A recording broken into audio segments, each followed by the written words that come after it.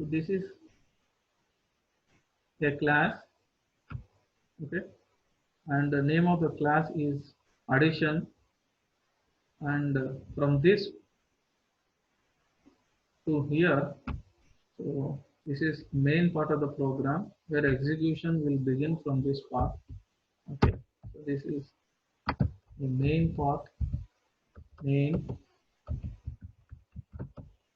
of the program where execution begins from this main part. So main part contains while. So all this code, what main part is having is in while loop. So while is always true. So that means it will continuously, repeatedly executing this line.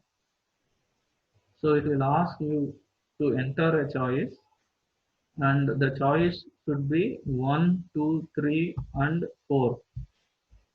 So if your choice is 1, then it will perform an integer addition. If your choice is 2, then it will perform floating addition. If your choice is 3, it will perform string concatenation. And if your choice is 4, then it is going to exit from the program. Apart from this choice 1, 2, 3, and 4, if you give any input, okay, any choice, then it is going to print onto the screen incorrect choice. Now, so if your choice is 1, so CH is a choice, okay, so your choice, whatever the choice you are making, so that will be considered as an input and converted into integer and is assigned to a variable CH. If your choice is 1, that means you need to accept 2 integers as an input. Okay, here in this case, I and j are treated as a 2 integers as an input.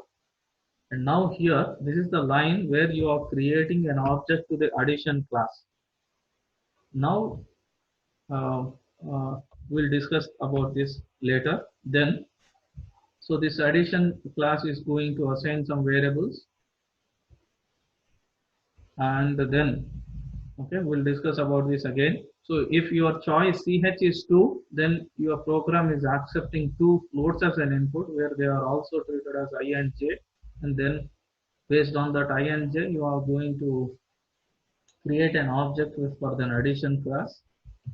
And then if your choice is 3, then it is going to ask for 2 strings as an input where they are also treated as an I and j, and then again you are calling that addition and you are creating an object and you are trying to do something, right? Then if your choice is 4, then you are trying to call break. So when this break is called, then it breaks this continuous execution of loop while always true. So that means it will come out of the program. And if apart from this choice 1, 2, 3, and 4, apart from this choice, if you give any other number, so then it is going to return you an incorrect choice. Now let us go to, this is a main part, this is about main part, and let us go to addition part. Okay, so where this addition is treated as a class. Okay, so addition is the name of the class which is defined by using a keyword class, class, and it is having many functions, and the first function is underscore underscore init underscore underscore. So this is like a constructor in object oriented programming like Java, where here it is treated as an initialization method whenever you are calling or creating an object to the particular class addition, then this method is going to call automatically. So this method is going to receive 3 parameters. Self is a default and 2 parameters x and y. So x is assigned to the class private member, which is underscore underscore a private variable. A is an private variable. Underscore underscore a is a private variable. B is a public variable for class addition. So where x is assigned to B.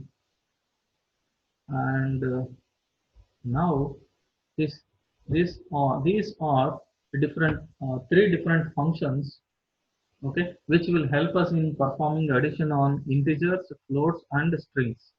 Addition of strings is nothing but concatenation.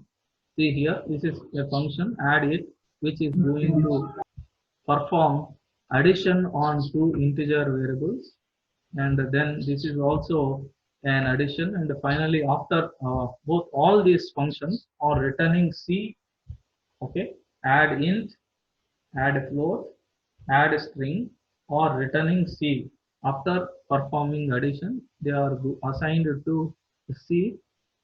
Okay, C is a local variable for this function add. So this C here, this C is a local variable for this add float function, and this C is a local variable for this add string function. You can change the names. Okay, not only C, you can make it into uh, Z. You can change it to some variable like, and Y. Y is already used. So like okay. So now when your choice is one, okay, if your choice is one, then so it will ask you to enter two integers, and then here this is the area where you are trying to create an object to the addition class. Here obj will act as an object to this addition class. That means it refers to all the variables. It is having obj is an object which is having an ability to refer all the members of the class addition. That means variables or methods of addition class. Obj is an object which is object of addition. So that means it is representing to all variables and methods in addition class. So here when you are creating the object of addition class, you are passing I and j as parameters to it. This I and j are two integers or two variables what you are passing. So it will go for any default method that exists in addition class, right? So yes, there is a special method init underscore underscore underscore init underscore underscore is a special method. While you are creating an object, this method will be called. So there you are passing two parameters, I and j. So now I value is assigned to x and j value is assigned to y, and x and y values are assigned to class variables a underscore underscore a and b. So here underscore underscore a is representing to private variable, and whereas b is representing to a public variable, right? And now obj knows I and j values. Now by using this obj, you are trying to call a method add int. So the control jumps back to the class, okay, add int, and by default self is a parameter. So self will help us in identifying the members of the class. So here the two private variables, self dot underscore underscore a is a private variable, plus self dot b. So b is a public variable. So it will perform addition of these two integers, okay, and now will be assigned to c, and finally the c is returned back. So that means whenever this function is called, okay, add int function is called with the help of this object with by using dot operator, then the control goes back and that function is going to return after addition the value, so then which will be displayed onto the screen. And then if your choice is 2, in the same way it will ask you to take two float values, and then you are here again you are passing the two float values for the constructor or init method, and where now this obj knows I and j values as a float values, And now whenever you call this method add float by using the object, so then the control goes back to the class. Okay, and then this is going to execute and it is going to return the value after adding float. And in the same way, if your choice is 3, then it will ask you to enter two strings, and it receives two strings as an input. And in the same way, I and j values are passed as a parameter while you are creating an object to the addition class. And then by using that object, you are going to call a method called add strings. So then the control goes to this class, addition class, and it performs addition operation on the two strings, that is concatenation on the two strings, and it is going to return finally the string. So now let us go and execute this program.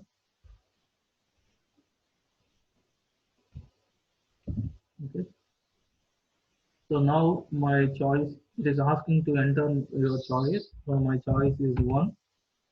So I'd like to enter an integer value 10 and second integer value is 20. So addition of two integers is 30. Then again, it is asking you, I want to perform an addition for float. My choice is 2. So my first float value is like 10.5 and the second float value is like 5.2. So after addition, so it is going to return you addition value for the float. And then if my choice is 3, so it will ask you to enter a string, and my first string is high and second string is students. So it is going to return high students. After concatenation, again it is asking you for a choice. If my choice is 4, then it is going to exit from the program. Okay, so I hope you understood this.